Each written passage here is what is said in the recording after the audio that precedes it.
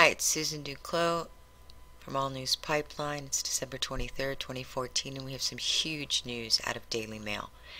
Headline: U.S. military shot down MH370 because they thought it had been hacked and was about to be used in terror attack, claims a former airline boss.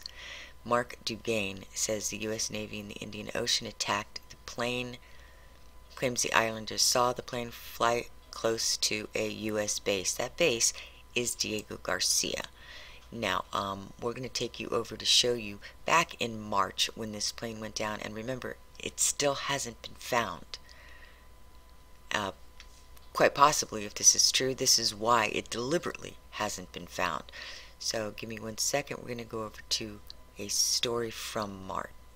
This was written by Live Free or Die on March 18th, and it says, what is now believed to be Malaysia Flight 370 was seen flying very low over the Maldives Islands at 6:15 a.m. on the morning of March 8th.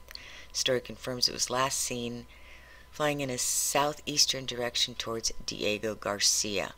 Internet's blown up in recent days with reports that Diego Garcia was the location this plane was taken to in order to be transformed into a weapon of mass destruction.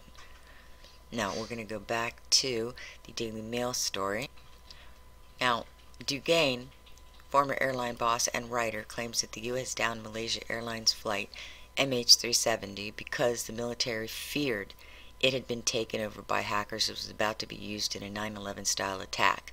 Dugain is a former chief executive of the now defunct Proteus Airlines, and he said the jumbo jet was shot down near a U.S. military base on the remote island of Diego Garcia in the Indian Ocean after it was hacked.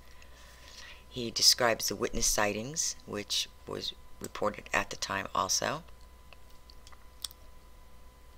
He also said the islanders found an empty fire extinguisher from the plane in the water near Barra Island.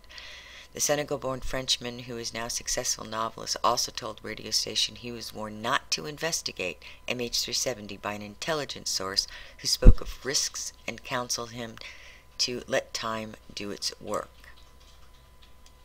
Last week, the grieving family members of Chinese passengers from the missing Malaysia Airlines flight protested outside the Foreign Ministry of Beijing Friday, accusing the government of failing to provide them with regular updates on the search for the aircraft.